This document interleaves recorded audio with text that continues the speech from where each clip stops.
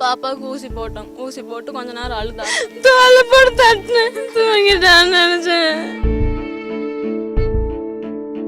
ஆனா செத்துருவான்னு நினைச்சு கூட என் பிள்ளைக்கு இன்னைக்கு ஊசி போடலான்னு சொல்லி டேட் குறிச்சு கொடுத்தாங்க. போன மாதம் ஊசி போடும்போது டேட் குறிச்சு கொடுத்தாங்க. அதனால தான் சரி இன்னைக்கு போனோம். இன்னைக்கு போய் ஒரு 11 மணி இருக்கும்போது பாப்பாவை எடுத்துகிட்டு போனோம். பாப்பாவை இங்கே எடுத்துகிட்டு போய் இந்த மாதிரி ஊசி போட்டு இந்த சொட்டு மருந்தெல்லாம் கொடுத்தாங்க. பாப்பாவுக்கு ஊசி போட்டோம். ஊசி போட்டு கொஞ்ச நேரம் அழுதா. அதுக்கப்புறம் ஒரு 10 நிமிஷம் உட்கார சொல்லிட்டு அதுக்கப்புறம் நாங்கள் வந்துட்டோம். வீட்டுக்கு வரும்போது பாப்பா அழுதுகிட்டே இருந்தாங்க. சரி அழுகிறாளேன்னு சொல்லி பால் கொடுக்கலான்னு சொல்லி எடுத்தேன். பாலும் குடிக்க மாட்டேன்ட்டான். சரி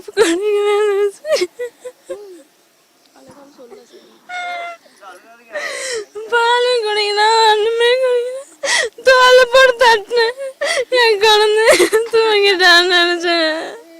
ஆனா செத்துருவான்னு நினைச்சு கூட தூரில் போட்டு தட்டிட்டு தூரில் போட்டு ஆடிட்டு நான் வெளியே வந்துட்டேன்.